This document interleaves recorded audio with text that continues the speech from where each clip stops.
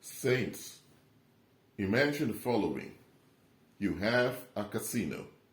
First of all, I do not recommend anyone to go to a casino. Don't.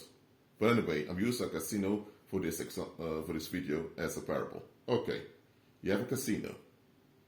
You have many gamblers coming there on a daily basis. You have this one guy who decides to take a shot. So he goes to the casino and he puts money in one of those machines. Just €1.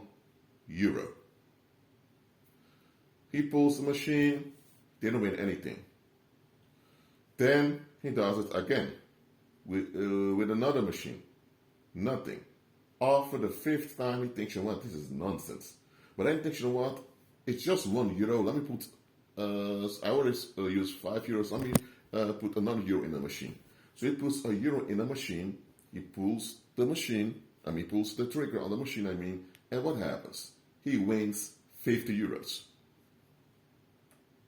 And he was thinking, wow, I've spent €6 over here. And it means 6 times I tried. The 6th time I won €50. So in his mind, he gained something. So what happens? Next week he goes again. This time it comes with €20 and he tries to win again. But as you know, he didn't win anything. And long story short, he developed this obsession of going to the casino.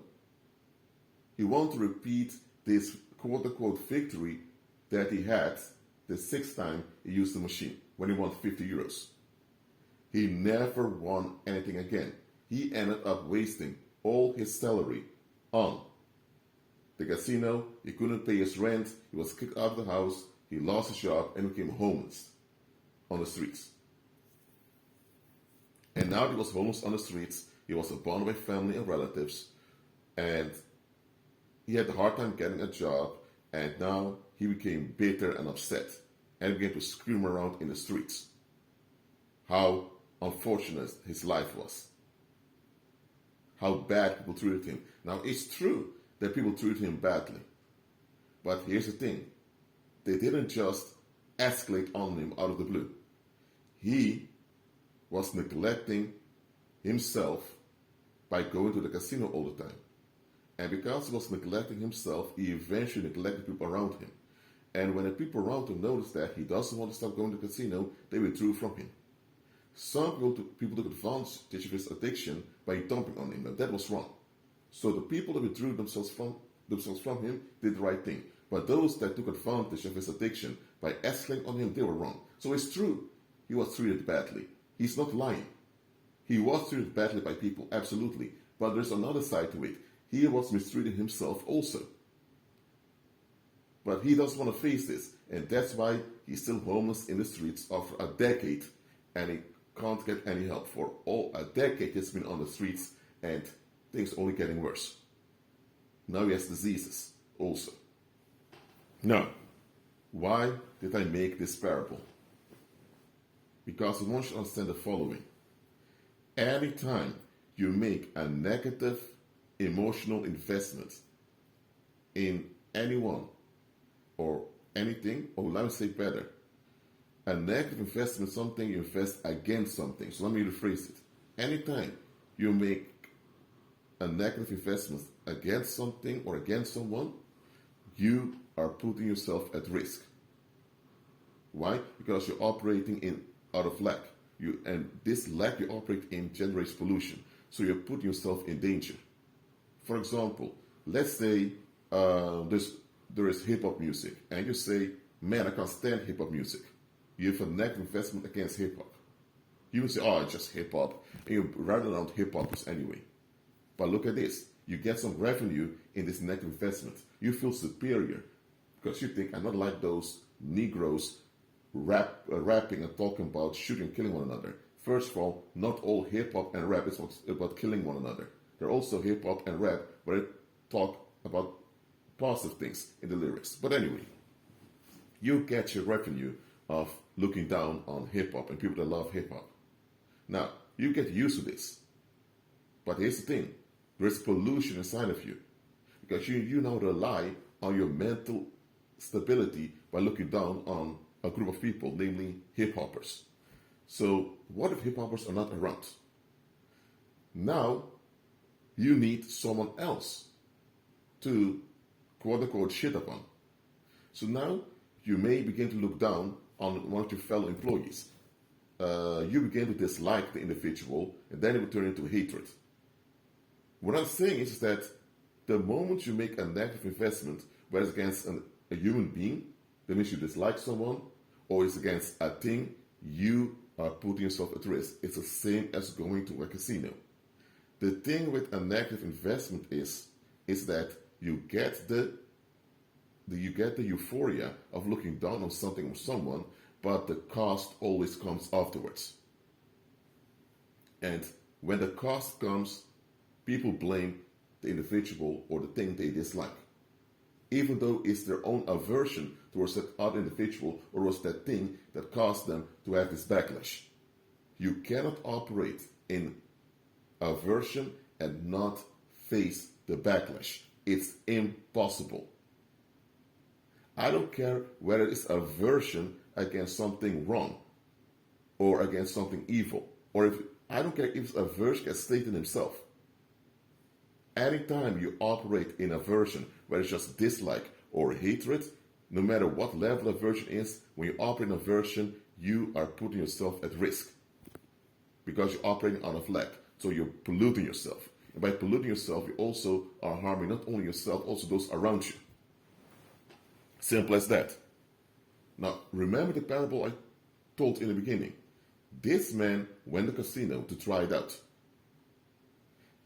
And he got some revenue. And he was so happy with the revenue, he wanted to repeat it. He wanted to repeat this euphoria. And he ended up losing everything. But because he was so invested in going to the casino, he didn't want to admit that it was on him that he lost everything, because he insisted in going to the casino even though it was obvious that there was no revenue coming. He was in denial, and his denial got him in trouble. Well, the same it is with aversion. Every time you operate in aversion, you are enrolling yourself in a cycle of misery. That's why we're told to love our neighbor as ourselves. Now, some human beings are difficult to be around because they're either negative-minded or they're plain dangerous. Well, loving your neighbor as yourself does not mean embracing them with all their filth. It simply means you have a Christ-centered, peace, and loving kindness attitude towards everyone unconditionally. If someone is evil or wrong, you remove yourself from them to keep yourself safe. And if someone is out of line, action must be taken to preserve safety. That's it. No aversion, so means no dislike and no hatred involved. That's how you should operate. The moment you operate in aversion, you are now clicking with the dark side. And once you make this click with the dark side, demons are activated. Demons are activated with your aversion. They get close to you. And when demons get close to you, dangerous human beings get close to you also. So anytime you operate in aversion, you put yourself in danger. That's what's going on. The issue is that people that operate in aversion, they don't realize that the aversion or the negative investment has taken over their life like an infection. You cannot dislike one human being and be on terms with all the other human beings you encounter. If you dislike only one human being, at some point this aversion against that human being will pollute all your social interactions with all other human beings. Because anytime another human being triggers this aversion in you, now you dislike them too. Or now you get uncomfortable too. You end up developing many psychological triggers that will restrict you and hinder you unnecessarily. So that is why walking in love is the healthiest and best thing to do. Now, I want you to understand the following. When someone operates in aversion, let's say they didn't know any better, the moment they face the backlash of the aversion they operate in, they realize, you know what? I shouldn't be disliking people. I shouldn't be hating people. Or you know what? Even though I'm not into hip hop or into certain things, or even though that thing they're doing is wrong, I'm not going to be negatively charged about it. That thing that's evil, wrong, it exists, so let me find a way to deal with it in a proper way. Or that individual is difficult, or that individual is nasty. You know what? I'm going to admit they're nasty, and I'm going to find a way to keep them at a distance. And if I have to deal with them, I deal with them briefly in an effective way. So let me take responsibility for my feelings and my emotions so that I can operate in a healthy way. That's what every human being should do. But that's not what every human being does. People out there have this obsession with ventilating their unrest onto someone else. That's what people love to do. And in most cases, they feel entitled to do so. And they want others to validate this entitlement. Now, this entitlement isn't real because they're not entitled to ventilate their unrest on anyone. But that's what people in the world do. They don't want to look within, they don't want to face themselves in the mirror and take responsibility for becoming better. Look, if you were mistreated, or if you were deformed, or if you were damaged by your environment, that's not your fault, it's not on you, so blame yourself. But here's the thing, you're still alive, so you have the option to look for help and become better. Take responsibility for becoming better. It's not on you what was done to you, but it is on you to keep looking for a way out. Okay? But apart from that, a lot of people that operate in aversion, they don't operate in aversion against the people that harms them. They operate in aversion against someone who doesn't validate the restrictions. So that shows you that they're out of line. But anyway, about aversion. The more you operate in aversion, the more your inner balance as a human being erodes away. So the more you operate in aversion, the more narcissistic you become. So it's like this. You see someone across the street. They don't act the way you do. Or they say something you can't stand. So now you dislike them. You have issues against them. Now you feel entitled to think less of them than you do with other human beings. Then you avoid them. Or you ignore them. Or you make plain you don't like them. It works. Yes, you got your revenue. You proved the point. Then one day you encounter someone who does the same towards you. But when they do it towards you, now you feel the harm on you. And now you're upset about it. And now you feel victimized. Now you have been victimized indeed by the other individual. But hold on, you did the same thing to someone else. But then you're going to say, no, I have my reason doing that. Okay, but if you have your reason for harming someone else with your aversion, why is it a bad thing when it's done to you? So then, instead of facing this and realize, you know what, I need to stop this bullshit, people often make more excuses. And then they redirect the pain they feel towards someone else. So now they dislike someone again.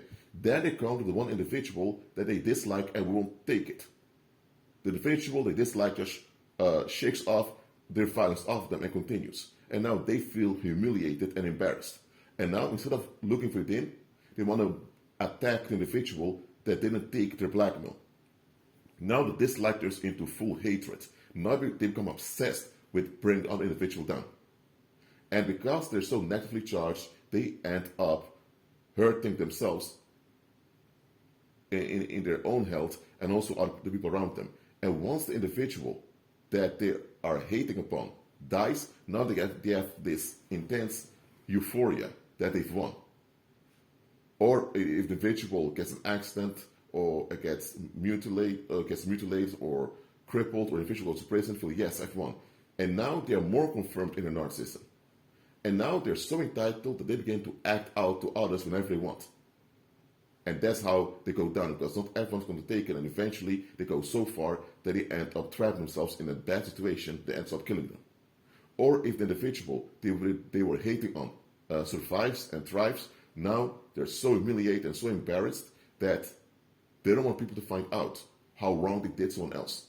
Because if other people find out, they're finished. So now they are living under this stress that they can be caught anytime. Because if the victim, the people they hated on, survives and thrives, that means there's proof out there of what they've done. And once the proof comes out, they will lose their reputation, they will lose their good standing in the community, they will lose everything. So every day they wake up under the stress that it can be over anytime.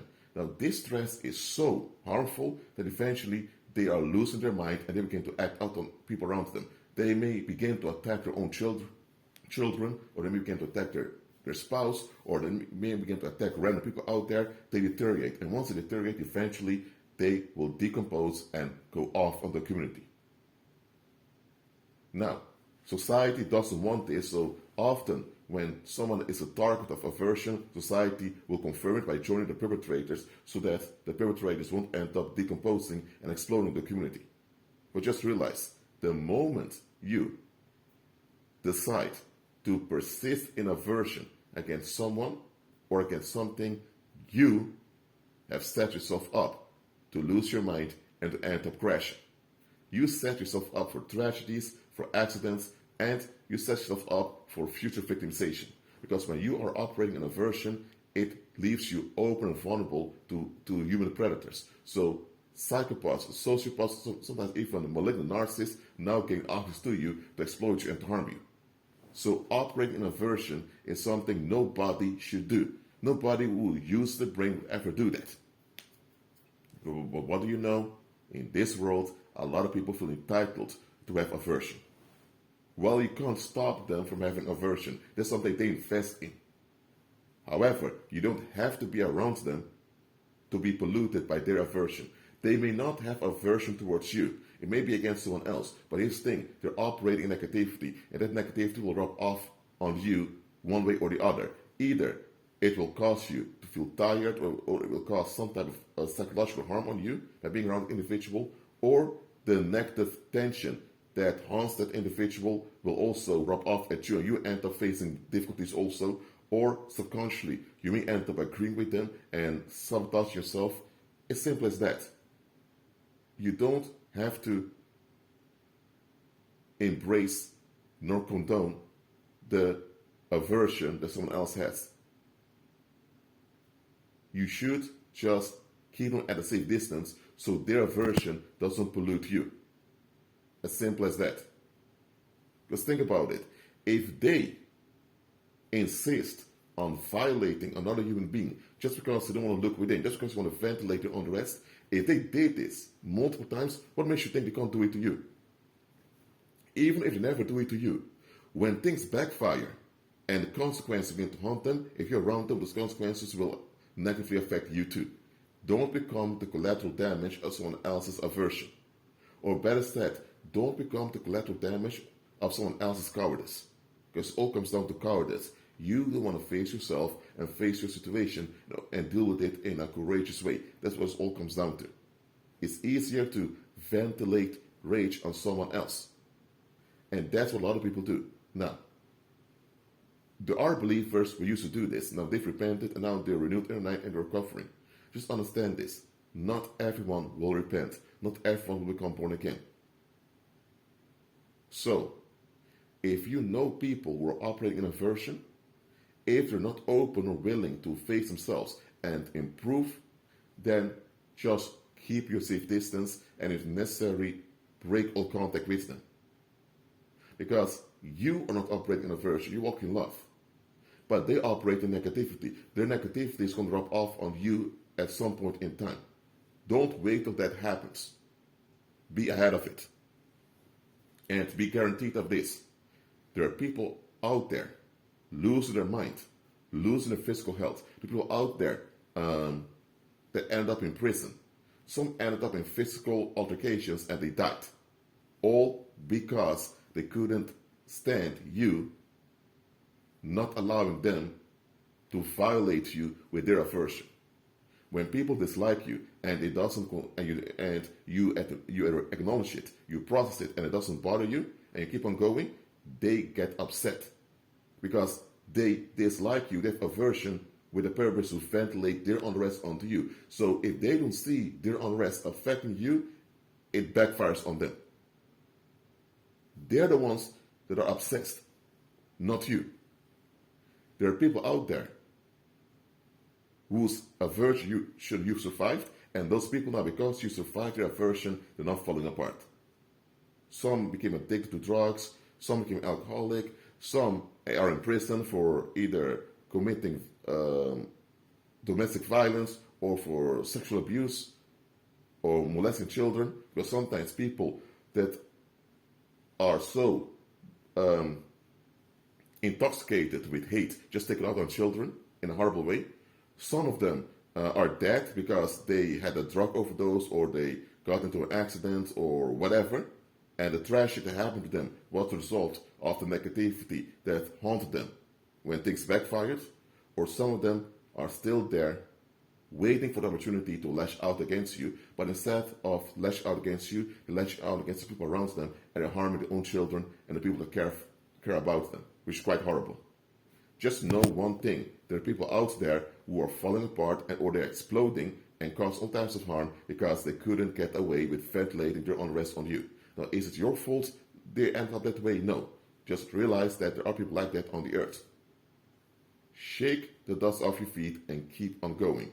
And remember, aversion is never alright. Never. Well, that's it for now. Keep on agreeing with Christ and be at peace.